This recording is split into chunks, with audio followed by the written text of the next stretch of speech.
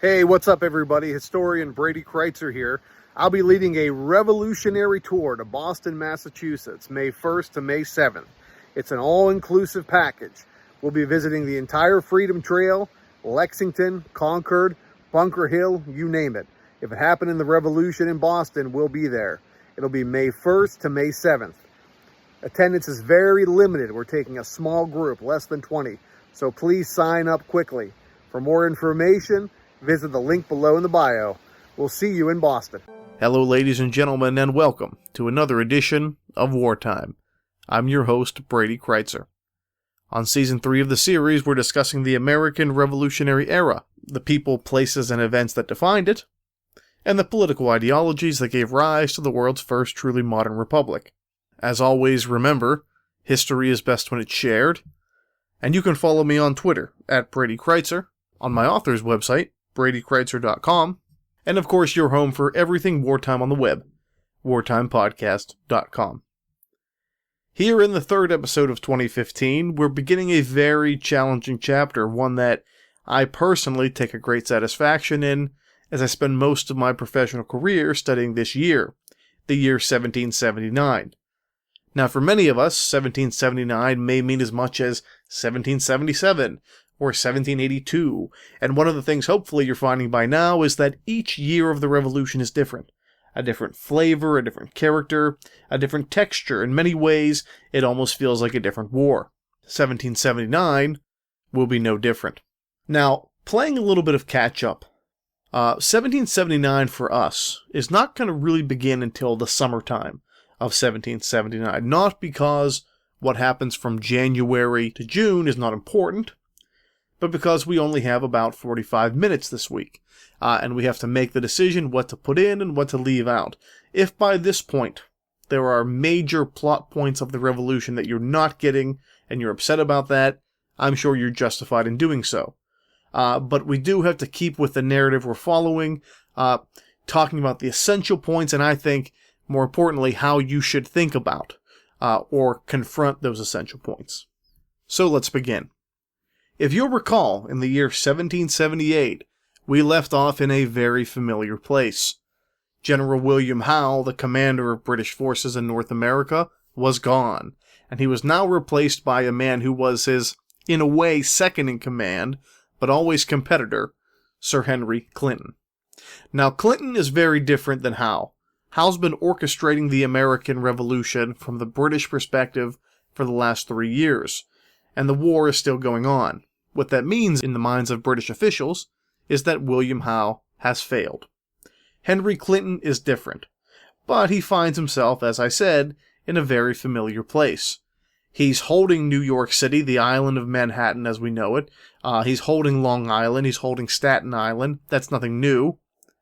And the enemy, George Washington, is just out of his reach, shadowing now Clinton's army from New Jersey and parts north of Manhattan Island. For Clinton, he understands. This war can have a lot of aggression behind it. This war can have a lot of emotion behind it. But if there is no George Washington, and there is no Continental Army, there is no revolution. It's that simple. And in the, again, most reductionist ways, he's right. Capture the army, you end the problem. But again, we talked about the fact that what we're seeing here is not the revolution itself. Remember, the revolution was completed when the Declaration of Independence was signed. What we're seeing here is the defense of the American Revolution.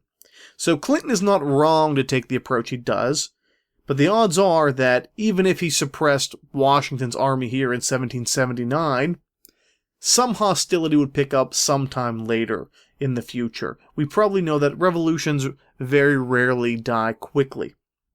But that's the standoff we have. It's very similar to what we saw in 1776. We did see major troop movements in 77 to Philadelphia through New Jersey, and in 78 we see them moving back. So it's almost like those 2 years, I guess you could skip, right? We wish it was that easy. But you see how fragile, I think, any form of control in North America really can be.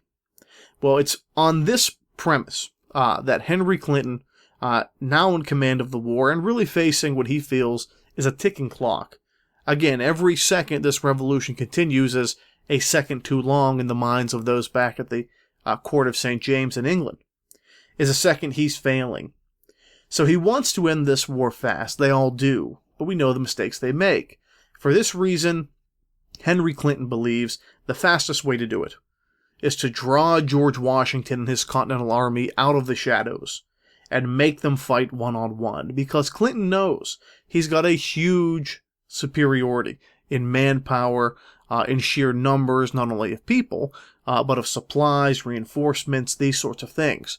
Well, Washington knows this too, and that's the last thing he's going to do here in the year 1779. Again, when you fight a war like this, if you play by your opponent's rules, if you're the insurgent force or the guerrilla force, you're going to lose.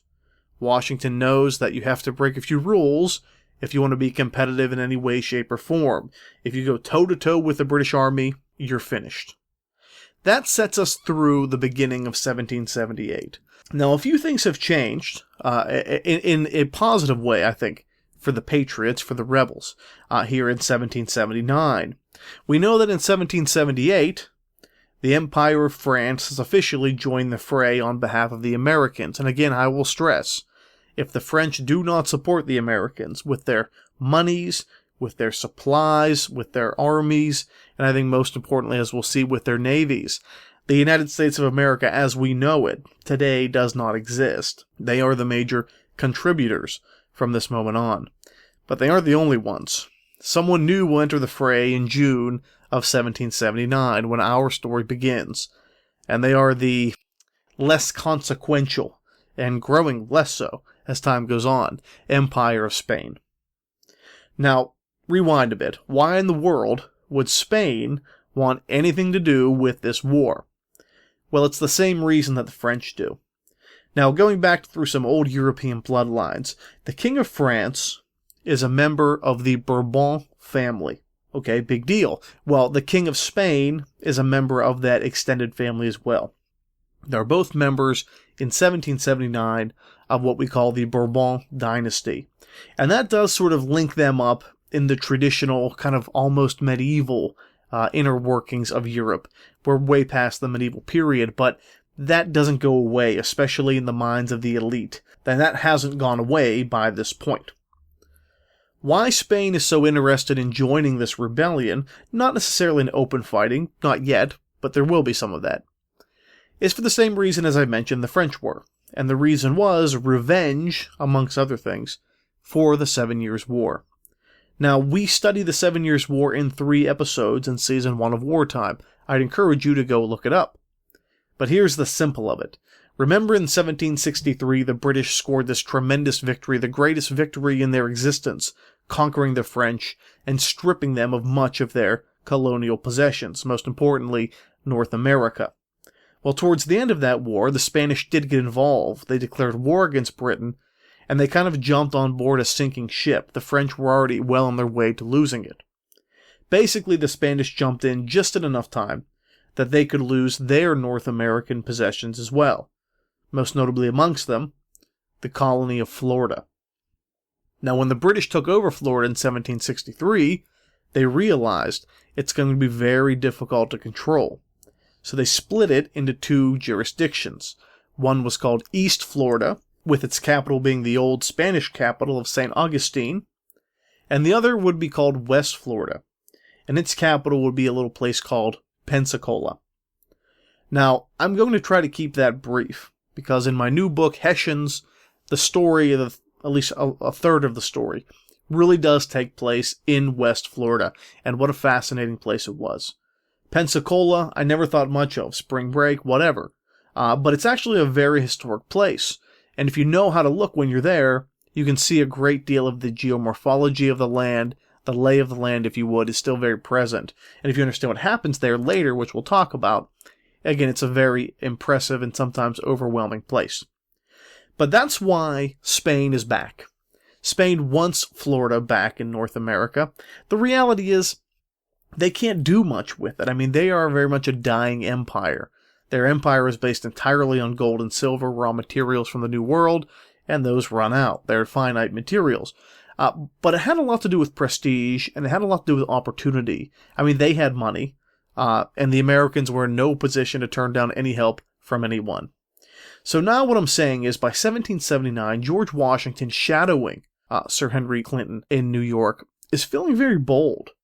You know, maybe this strategy that Clinton's working, drawing Washington out, maybe that could have worked in any year prior to this, but with these new monies coming in, the ideology, again, of the Americans is intact.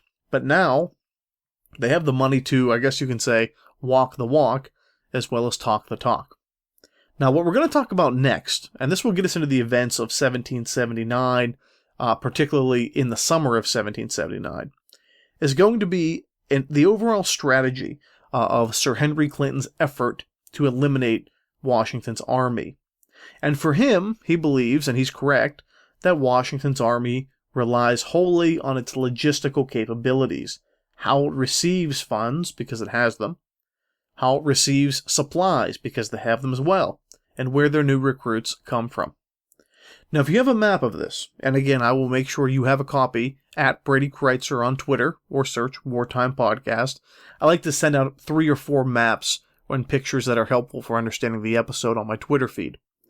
You'll need to really see this to get it. But again, if you look at Manhattan Island, where Clinton and the British are really sort of based out of for this entire war, on the western side of Manhattan Island is the river we talked about already, called the Hudson River. Now, the value of the Hudson has always been that it flows directly north. And when you take that, it takes you to, after a brief portage on foot, Lake George, which connects directly with Lake Champlain, which connects directly but shortly with the Richelieu River, which goes to the St. Lawrence River, which goes to Canada, and all of Britain's supplies and possessions in Quebec, Montreal. So that's a very important waterway.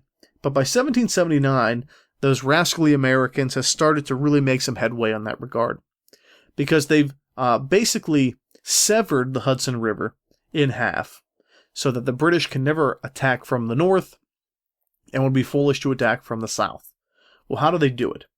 Well, again, I mentioned, by 1779, the American Revolution is a very international affair. And many peoples are becoming involved, not just through monies, like the French and Spanish empires, but just people looking for a fight, effectively. Remember, in the 18th century, Europe is a continent in almost total rebellion somewhere. You have rebellions in Russia, you have rebellions in what is today Italy, you have small rebellions throughout what will be Germany, and so on. Well, a lot of these rebellions are led by very strong individuals. And when their rebellions fail, they're exiled from their homeland, and they're basically revolutionaries without a fight. Well, the American Revolution gives them that fight. And one of these men is a Polish fighter, a Polish revolutionary, named Tadeusz Kościuszko. Try saying that 10 times fast. But Kościuszko comes just at the right time for the Continental Army, because he's not a great soldier. He's not sort of one of these men on horseback at the front of the line, but he's a wonderful military engineer. He's a classically trained military engineer, and he can look at a span of land, and he can find the most defensible position, and he knows how to build the fortification that should go there. It's amazing what Kościuszko will do for Washington's rebellion, a Pole who speaks very little or no English at the time. He will be the one, in 1777, that allows Horatio Gates to make that brilliant stand at Saratoga, because he basically tells Gates, this is where your army should be. If you stand here and position your men there, there's no way the British can beat you. He was right. Well, in 1778, playing a little bit of catch-up, he comes back again, a year after Saratoga, and he finds for George Washington a location on the Hudson River where he believes if you build a fortification there, that the British will have really no means of attacking you from the north. They could come from the south, but it would be foolhardy to do so. That location is along the western bank of the Hudson River, at a place where the river, which is relatively north and south, makes a very pronounced S-curve. That place will become known as West Point. Now, the fort that he will build there is never called West Point. That's sort of a more recent development in American history. It's originally called Fort Clinton. But if you look at the map I'll tweet out, you can see a pronounced S-curve in the waterway itself. An S-curve means you have to slow down your process. If you have a big fleet like the British would have, you cannot navigate the Hudson easily once you get to that point. You have to slow down, you have to reposition yourselves. It's a really ideal place for the Americans to build a fort. It kind of juts out into the river, like an elbow, in a way, if you look at it. So what Kosciuszko builds is a fort. One of the other things he does, which is really mind-blowing, it's almost science fiction-y to me when I think about it, is that they bring out an enormous chain that's over, get this, I'm not making this up, an enormous chain that's over 600 yards long. Imagine a chain that a giant would use, sort of to wear around his neck, right? I mean, that's the kind of chain you're dealing with here. Almost cartoonishly large black chain. 600 yards across, they'll string it from one end of the Hudson to the other. And they will basically block off the Hudson River. There's no way a British vessel could charge that chain and break it. Some people in the British Army and the British Navy think so, but the reality is it's probably not worth it. But that's what they do. They basically cut the river in half with an enormous, cartoonishly large chain, which, by the way, if you go to West Point today, you can see part of it on display, and you'll see exactly what I mean. It's something that has no earthly business being in the hands of mere mortals, right? It's like the chain of Zeus or something, but it's there. Moving on. This sets up the year 1779. Because what that does for Clinton is basically allows him the opportunity to move north, to capture some American positions south of the chain, and then take full command of it. He basically says, if the Americans want to make the Hudson River into two, we're going to control what we can. Now, just south of that enormous, ridiculous chain at West Point, Fort Clinton, in 1779, there's a point where, with the Hudson flowing just north to south again, just very straight, two pieces of land, two elbows of land, you could say, jut out into the river, and they pinch it to be a relatively small width. One of these is called Stony Point on the western side, and one is called Verplank's Point on the eastern side. It kind of makes that part of the river, and I'll send out a picture, I promise, look like an hourglass. We call that King's Ferry at the time. King's Ferry, it's the easiest place where you can cross the Hudson River with as little, I guess, water time as possible. Well, George Washington and his rebel army used King's Ferry a great deal. You can still go there today and see that. There's not much there. There are some ruins of some of the fortifications, but it's all very visible. And that is, for all intents and purposes, Henry Clinton's target. There's a very small garrison of men on Stony Point, the western side of the King's Ferry, and almost nobody on Verplank's Point. And what he'll do in the summer of 1779 is send a whole group of men up the river, and with only 40 American rebels at the location, relatively unaware this is happening, he'll capture Stony Point. So the British are controlling every major strategic piece of land they can south of the large cartoonish chain. I really can't stop saying that. You have to see it. Look it up. Go online. Yeah, again, I'll tweet out a picture for you. It's something you have to see to understand what I mean, and you will get it as soon as you see it. But they want to control all of that, and they do.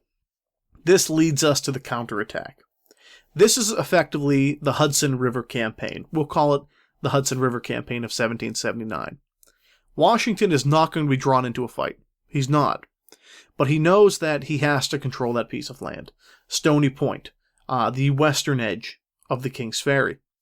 So he'll send a commander named Anthony Wayne, who, from this battle onwards, will be forever known as Mad Anthony Wayne. So why is that? Well, Stony Point, if you're on the river itself, it sits up a large hill. I mean, it's sort of almost a small mountain. This is not Mordor or something. This is not the Lord of the Rings, but it's high ground. That's why there's a fort there in the first place. And when the British are there, they're in a pretty commanding position. Anthony Wayne takes several hundred men for the attack. And he knows that if he would attack Stony Point, this sort of great high water mark of the Hudson River Campaign of 1779, in daylight, he'd be finished. The cannons are there, the fort's there. they'd be climbing into a wall of gunfire. So Anthony Wayne does something that's, well, mad. He attacks it at night. Now, they say that night of the attack, it's so dark, the men can't even see each other. So Anthony Wayne makes his men put white pieces of paper and cloth on their hats so he can see his own men moving in the evening. This is a risky maneuver. It involves climbing through some pretty swampy area. It involves attacking a fort that is very strongly defended. But on the late night of July 15th, going into the wee hours of the morning of July 16th, the American commander, Mad Anthony Wayne, charges up the hill at Stony Point in the middle of the night with the white flags on their hats, and they do capture the location. It's an amazing feat for the Americans. It's something that George Washington will hang his hat on for quite a while. Anthony Wayne will secure himself in American history with this victory. He'll do more in the future. He'll do a lot more in the future. But this is the first time that he really jumps onto the map in what we think of as a permanent way. By the end of the Battle of Stony Point, Anthony Wayne will lose about 15 men killed, 83 men wounded. But get this, they'll capture 546 of Henry Clinton's British. So again, all of that for still less than 100 casualties. The Battle of Stony Point is one of the major American victories, not only of the year 1779, but of the war. Is any of it possible without all the supplies, the money, the manpower coming from overseas? You could argue yes, you could argue no, but the results are there. What this will do is effectively slow down Henry Clinton's move north up the Hudson River. It makes him sort of stop and reevaluate a bit. Does he really want to continue to do this? Because remember, once you start to get into the fall months, and we're not close to it yet, your campaign season basically ends, and it will freeze until the next springtime. Henry Clinton really wanted to control that river. More importantly, something we really haven't talked much about, he wanted to get all the way to that big chain, the Great Chain, West Point, Fort Clinton. That was a base that Washington had been using along with his bases in New Jersey. There was no luck with that. There was no avail to that. He couldn't do it. So, West Point will survive. The Battle of Stony Point will secure an American victory. And what this does is really convinces Clinton and many of the administration of Great Britain that their current situation, sitting there in Manhattan, waiting for Washington to come out and fight, really isn't tenable. You have to do something radically different. You have to do something drastic. You have to reevaluate the war. Remember we said early on, one of the issues the British have all throughout the war is that from the beginning to the end, they never have a clear, cohesive, steady, consistent strategy for winning it. We talked earlier about William Howe's plans in 76. We talked about Burgoyne's great invasion from the north in 77. And now we're talking about Henry Clinton trying to basically make a run at the Great Giant Chain in West Point here in 79. None of these are working. None of them are working. The evidence is there. Henry Clinton is no dummy. He'll reevaluate this. Stony Point, an American victory, really helps him to do so. With that, we're going to leave what I'll call the traditional American Revolution for today's episode, which is the British versus the Americans. But fear not, if you ask me, we're getting into now the much more interesting part of it. And it comes down to what I like to call the American Revolution at home. The real revolution. This is the revolution the way that I see it. In many ways, I like to talk about the American Revolution as an upending of a very clear and a very old order. In many ways, it's catastrophic. Not catastrophic because of the outcome. I don't plan on running for Congress anytime soon, but someone could play that or something. The American Revolution's catastrophic. No, it's catastrophic in how it destroys communities. And this is an area that we're learning more and more about every day. In my new book, Hessians, which will be released in May, by the way, available on pre-order, Amazon.com right now, Hessians. You can find it there. It really shows how the very fabric of American life is pulled apart. It's destroyed. Now, we talked about this earlier in the season, but it's worth mentioning. For me, the American Revolution is a nasty war. It's a political war. It's what we call a partisan war. Think about your political stance. Maybe if you're American, you're a Democrat. Maybe you're a Republican. If you're anywhere else in the world, maybe you're a leftist. Maybe you're on the right. Nothing gets your blood up like arguing with the other side. It's always been that way. It always will be that way. But in America, in the 18th century, the major political issue is revolution, is separation. And what occurs when that happens is, the most heated political debate you'll ever have now becomes violent. Neighbors will not only fight neighbors with their fists, but in some cases neighbors will kill neighbors with muskets or pickaxes or whatever farming equipment they have on hand. You'll see people assigning relevance to themselves and therefore trying to sort of institutionalize themselves, giving themselves authority that have none. You might have a group of people from one town who are very angry, so they call themselves the county militia. They give themselves a commander, they give themselves commissions, none of which they have any real authority to do, and they come knocking on your door. They'll say to you, do you support King George or do you support George Washington, the Revolution? And you might not know what side they're on. They could be American rebels, American patriots. They could be American loyalists, American Tories at the time they were called. You don't know. The fact is, you're just a farmer, you're just a shopkeeper, you're a mother or a father, just trying to live your life. But you know if you answer the wrong way, I support the king or I support the rebellion, you'll probably end up in some sort of jail. Not a real jail, probably something makeshift, but you'll end up there. And, even worse than that, you could possibly be executed in a summary fashion. That happens. Not a lot, but it did happen. This is what happens all across the colonies of North America during the American Revolution. And when you read the journals of these people, when you read how they feel, the fear that lives inside of them, the uncertainty, you begin to get a sense of how desperate they were, how terrible this whole thing was. For me, the American Revolution is a very emotional study. Now, I'm not blubbering here, but when you really look at the people who are affected, when you take away this paradigm of redcoats versus bluecoats, or the big bad empire versus, the Rocky Balboa revolutionaries, and you see the real effect it has on the ground, it does have an effect on you. I mean, there's no sharp edges in history. It's not black and white. It's not A or B. There's always blurred lines. There's a gray area. And that's where, as historians, we live. The American Revolution does not get that treatment enough. It just doesn't. So if you're listening to this, I would say join the fight. But this is what I want to talk to you about for the rest of the episode. How this develops. And a big part of that, a huge part of that, is going to be the Native Americans fighting here in North America. Let's review. The dominant Indian force of the American Northeast has been for a very long time, certainly the length of anything we've talked about here, the Iroquois Confederacy. The Iroquois Confederacy, there's a whole episode on them in Season 1 of Wartime, stretches in an arc, moving from the west with the Seneca to the far east with the Mohawk. In between you have the Cayuga, the Onondaga, the Oneida, the Tuscarora, and the Mohawk. That's your 6 nations of the Iroquois.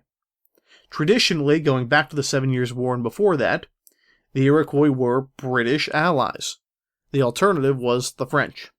And when this revolution starts, they're a little perplexed by it early on, because they kind of thought that you were all British. Well, some of us are British, and now some of us want to be something different. What side do you take? Well, the Iroquois honor their treaties. They stay neutral early on, maybe out of confusion, maybe out of a lack of a real policy, Confederacy-wide. But eventually they will, at least 4 of the 6, 2/3 of them, side with the British as their original agreement said. The groups that will side with them are the Seneca, the Cayuga, the Mohawk, and the Onondaga. But there are still two other nations in the Iroquois Confederation. Think of them like states. Compared to the United States, that's a good way to view them. In fact, Thomas Jefferson really used them as an example when he was sort of visualizing the new United States, as it were. But they are the Oneida and the Tuscarora. The Tuscarora kind of go where the Oneida go. But they had a great deal of interaction with an American missionary named Samuel Kirkland. And over time, they grew very close with the Americans. When the Iroquois finally do take sides in 1777, at that point, 2 of the 6 nations decide not to. So again, it's a fascinating idea. But the American Revolution, seemingly this war between Britain and the Americans, if you want to take it that simplistic route, becomes a civil war for the oldest Native American empire on the continent. I mean, you can't make that up. That's microscopic level study that you almost never hear about. But that takes center stage in this part of the episode. What occurs is this. The British Army will never march with the Iroquois in a traditional way. The Iroquois aren't best used that way. The Iroquois will fight the way they've always fought. They fight in small bands, not as an army, but a collection of individual warriors. They attack swiftly and painfully. They instill fear in their enemies. They're a political weapon as well as a psychological weapon. Again, in the first season, we talked a lot about Indian warfare. I'd encourage you to listen to that. And the British can't wait to use them against the Americans. Because remember, it's a political war. And any political leverage that you'll have goes a long way. Now, from the earliest European experience here in North America, going back to, say, the 16th century, all the way to the Revolution, if there's one thing Europeans aren't very good at, it's defeating Indians. They just aren't. The Indian fighting style is the perfect foil to the rigid, traditional, conservative European fighting style. And the British are very happy to use that against the Americans. The fact is, the Americans are equally happy to use it against the British. The native peoples are a dangerous, yet essential ally of the 18th century. Well, the way they use the Iroquois in the war against the Americans, again, it's not on the battlefield, but it's in raids. So let me set this sort of stanza up for you. The base of the American Revolution in the West is at what is today Pittsburgh, Pennsylvania, my hometown, at Fort Pitt. Massive fortification taken over by the Patriots years earlier. The counterpoint to that sits just due north, in what is today Youngstown, New York, just outside of Niagara Falls, New York, at a place called Fort Niagara. It was built by the French before the 7 Years' War. It's a spectacular fort. It's right on Lake Ontario. It's almost like a medieval castle in a way, very French, but now British. That's the British base of operations in the West, as far as we're concerned for this episode. So Fort Pitt will have operations launched by Patriot Rangers, we'll say, sort of unofficial militia, who kind of do their own thing. And Fort Niagara will be the base of Loyalist or Tory Rangers. Again, these aren't British soldiers. These are Americans and Canadians who like being British. Remember, the British Empire is safe, it's secure, it's the established order of the world. Separating from them is a very scary thing, because there's no guarantee you'll be successful. There's no guarantee you'll even win the war. And if you don't, you're a traitor to the empire that your father was a part of, and your grandfather was a part of, and your great-grandfather was a part of. What I'm saying is go easy on the Loyalists, because it's much more difficult than we think. And what made a Loyalist or a Patriot, again, had a lot more to do with whatever army was knocking on your door than what your real political leanings were. But the Loyalist Rangers, most notably a man named John Butler, born in New York, will be a very effective weapon for the British cause. John Butler and the Iroquois warrior that goes by Joseph Brant and his warriors really terrorized the state of New York, even moving into Pennsylvania. It would not be uncommon for them to, as the rebels would say, the Patriots would say, descend upon a village, destroy it all, kill men, women, and children. I mean, that happened. There were atrocities on both sides. But if you're George Washington, and you're finally finding success, the one thing that will drive you mad before anything else is the fact that no matter how you square off with the British, you've taken down William Howe. You're taking down Sir Henry Clinton. Yet you still have this issue, this nagging issue, that the frontiers are places of terror and violence and bloodshed, because you have these joint loyalist Indian raiding parties moving throughout, again, the real breadbasket of your revolution, Pennsylvania and New York, upstate New York. I mean, that's troublesome for George Washington, because he's fought Indians his whole life. He's never been terribly successful. In fact, he's never been successful. But he understands their style of war, and he understands that you won't beat them in a traditional way. So in 1779, George Washington embarks on what I think is his most brutally effective and complete victory of the entire war. I mean, when it comes to campaigns and you look at what the objectives are of the respective leaders and what they actually accomplish, very little campaigns in American history, really in European history, can hold a candle to what George Washington's going to do in 1779 to the Iroquois Confederacy. He understands how they operate. Again, they live in a wide swath across the state of New York. Syracuse, New York is a good center, fulcrum, so to speak, of their confederacy. I mean, it is where they meet, but it's the middle way point. If you go across the state of New York, you're dealing with the Finger Lakes region, I-90. That's where a lot of this happens. But Washington understands the Indian way of life, and he understands that you can't just beat them on the battlefield. That's not going to be effective, especially not for the Americans. You have to fight them in a more brutal fashion. So he assigns 3 officers with a very dark task. I think it's a good way to talk about it. And it's a task that will involve alienating and maybe killing families, women, children, non-combatants. But Washington understands if you want these Iroquois warriors to be nullified, to be negated in the war, you want that to happen as soon as possible. It's the only way to do it. What he's going to initiate in 1779 is the Sullivan-Clinton campaign, maybe better known as the Sullivan-Clinton Broadhead campaign. But what it is a declaration of total war on the Iroquois Confederacy. Now, again, I don't like to read to you much. It's boring. But I think hearing Washington's own words here is going to be very important, because I promise you, unless you're familiar with this campaign, this is a side of George Washington you've never really seen before. Maybe you could chalk it up to the horrors of war. But there's no doubt what he wants to do and what he does do. So here's a letter written by George Washington, May 31st of 1779. How to deal with the Iroquois threat. He writes it to General John Sullivan, the general he puts in charge of executing this expedition. He says, quote, in the letter, "The expedition you are appointed to command is to be directed against the hostile tribes of the 6 nations of Indians, with their associated adherents."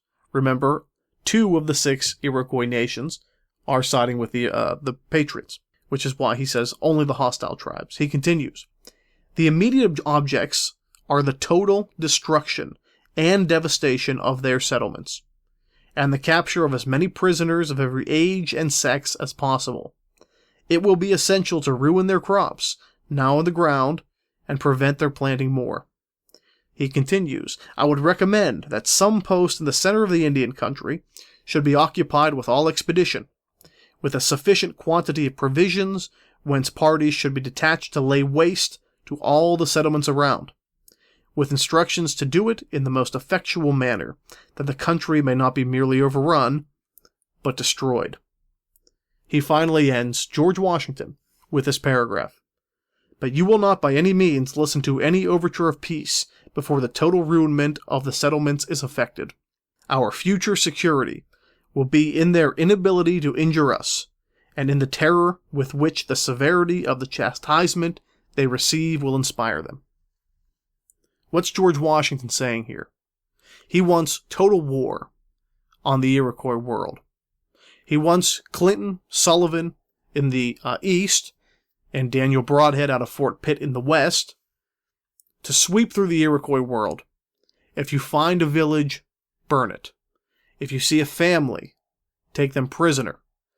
Don't only destroy the crops they've already planted, but destroy the land so much that they can never plant there again.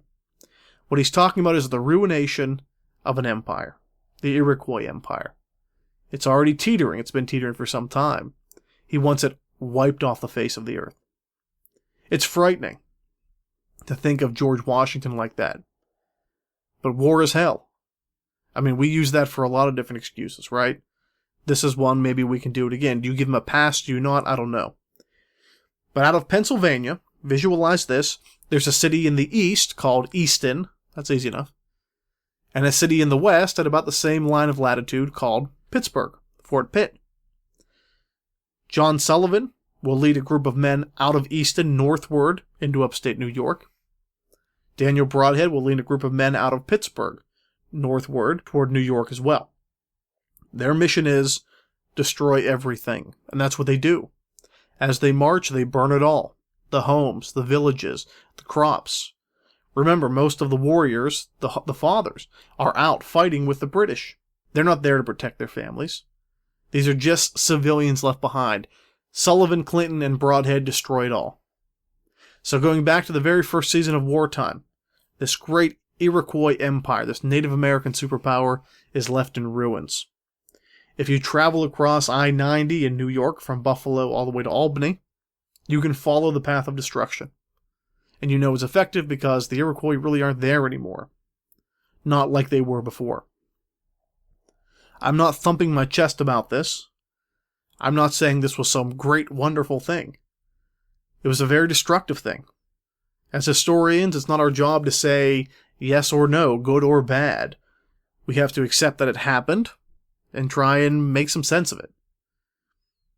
But anytime you have the wanton destruction of civilians and property, it's something we should, I think, take a step back from. But this might be, just from a strictly military perspective, George Washington's most effective campaign of the entire war. In fact, I'll say it was. I will. Because they had a very clear plan, devastation, terror, fear, the inability to execute your way of life, and it was done with brutal fashion. There's no doubt. Now, at the end of this campaign, Brodhead's forces in the west and Sullivan and Clinton's forces in the east were to meet up and attack Fort Niagara in Youngstown, what is today Youngstown, New York, just north of Niagara Falls. That was the base of Loyalist Indian operation. They were to besiege the post, destroy it, and move on. But the issue was, as the campaign continued, the year was getting late. It was getting to be fall. The harvests were gone. And they knew that their mission was utterly and totally completed. Plus, they had to get back before winter. So those two forces never joined together to attack Fort Niagara. Which is fortunate for us because, again, it is a beautiful place. It sits in the middle of a park, as an aside, near baseball fields and a playground. Then there's this just, again, massive sort of citadel castle along Lake Ontario. It's by far my favorite French fort still standing. That's another story. I would go visit it. If you're in Niagara Falls on the American side, very easy ride up the highway. But this is what happens. Now, even though the Americans, Sullivan-Clinton and Brodhead, didn't actually physically attack Fort Niagara, the base of the revolution in the West for the British, they were highly effective in taking it out of commission anyway. So how? Well, when all the Iroquois warriors came home as winter fell, and they saw their homes gone, their crops gone, their families faced with starvation, thousands of Iroquois directed their attention to Fort Niagara.